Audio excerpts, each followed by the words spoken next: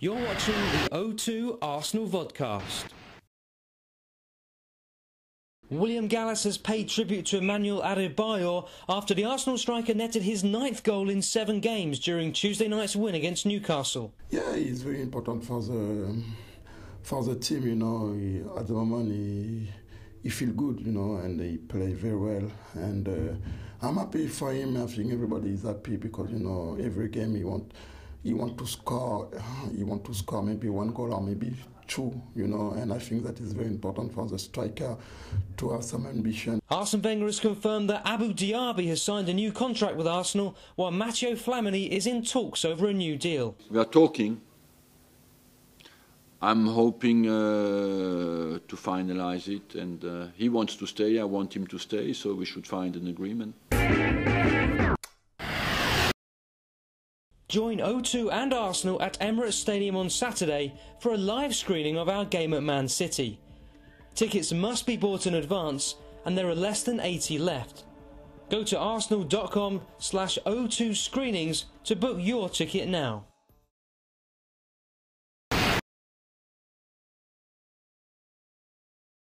Meet Penny Downs, the new Customer Services Manager for Arsenal FC. As the club becomes an increasingly global brand, it needs customer services to match, and Penny has been drafted in to help revolutionise the way Arsenal deals with its fans. Penny spoke to the O2 Arsenal Vodcast to explain how. Penny, you're a significant new face at Arsenal Football Club, and you're probably relevant to every Arsenal fan across the world. Just explain what your role is. As the Customer Service Manager, I suppose my role is twofold. Firstly, it's to manage the operation of customer services. So it's if people contact us by email, by phone, white mail, fax, however they want to touch Arsenal as a club, my role will be to manage all the people that will do the actual answering of that.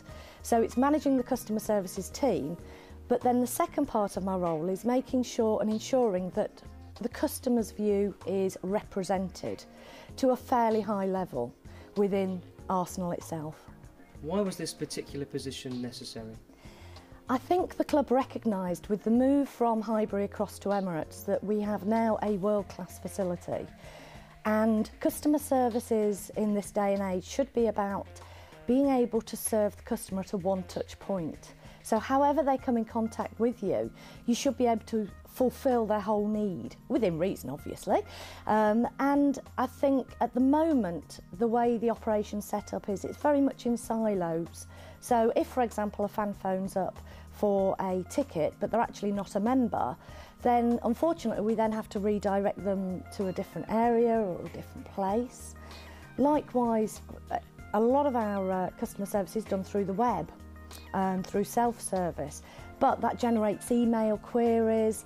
If a customer has 3 different sets of queries, once again, they might even get 3 different replies. So the idea is to actually pull all this together so that we have a true one-stop Arsenal customer experience. You mentioned big business. Football is a massive business now. Arsenal, of course, is a global brand, and we're going big in Asia, big in the United States. It's almost irresponsible not to get this right, isn't it? Absolutely. I think we've seen too many examples, and we hear too many examples of other customer services that do go down the wrong route. Fortunately, Arsenal are prepared to take their time and get this right. And that's not to say we're not going to make mistakes, because that's probably the best way to learn, is to try things and then learn from them. However, they are actually taking a very staged and sensible approach in looking at revolutionising the customer experience. So let's fast forward to when this new system is up and in place. A typical phone call comes in the morning. What happens? It will be a state-of-the-art contact centre, so we will have, instead of just a small group of people able to answer that query, it will be a large group of people that will be trained on a number of different areas. Luckily, they're all Arsenal fans, or they're certainly very loyal to Arsenal, so they're very excited by the prospect of really being able to serve the customer. So the phone call will come in, we'll be able to actually record that they've made the call in, we'll be able to maybe sell them a ticket if they're a member, if they're inquiring about an away game, we'll be able to advise them on any question they may have, really. That obviously, and I need to get this into perspective, this won't all happen on day one. It is a very, very staged approach. that we're taking. So I envisage the journey taking maybe 18 months before we're truly able to say, in 95% of the cases, we're able to answer the question first time, get it right, and give really good quality service. Of course, football fans are something of a unique breed in as much as their loyalty is almost guaranteed. But of course, it's important not to abuse that trust, isn't it? Absolutely. I think the Premier League are actually recognising that and are really pushing clubs now to actually understand customer service and understand providing that service to supporters. And they're pushing clubs down the line of training, support, and looking at it from a strategic level. What Arsenal have done, have said, OK, demand outstrips supply in this arena, without a shadow of a doubt.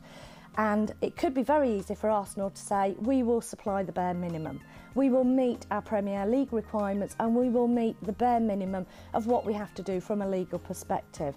They're actually taking a really, really brave stance in saying, no, we don't just want to be best on the football pitch and adequate in our customer service. Not only do we want to be best football club providing customer service, we actually want to measure ourselves against outside organisations. So we want to go up against those brands that we all think of as delivering good customer service and actually be unafraid to invite them in and show them how our customer service works. So finally, Penny, the work has only just started for you. You've only been here 3 weeks, of course.